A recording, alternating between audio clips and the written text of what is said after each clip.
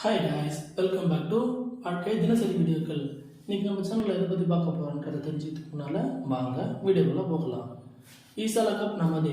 என்னது ஈசாலா கப் நமதேவா? ஆமாங்க, நேற்று நடந்த மேட்சில் ஆர்சிபி 8 விக்கெட் வித்தியாசத்தில் ஜெயிச்சிட்டாங்க.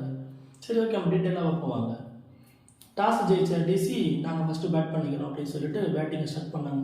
சும்மா பட்டாசு மாதிரி சரன்னு பட்டாசு மாதிரி வெடிச்சு பவர் பிளே முடியறதுக்குள்ளே 63க்கு 0 விக்கெட்டில் இருந்தாங்க. அதுக்கப்புறம் சீட்டு கட்டு போல சரிஞ்சு வெறும் விக்கெட்டாக விழுந்து கடைசியில் 113 ரன் எடுத்து ஆல் அவுட் ஆகிட்டாங்க.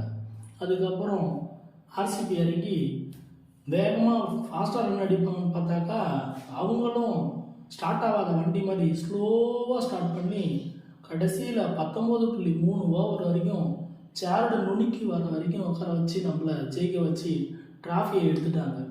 இந்த மேட்ச்சில் ஹைலைட் என்னென்னா சோஃபி மார்டின் எடுத்த 7வது ஓவரில் 3 விக்கெட்டு தாங்க. அதனால தான் இன்றைக்கி ஆர்சிபியில் ஒரு டிராஃபி கையில் இருக்குது.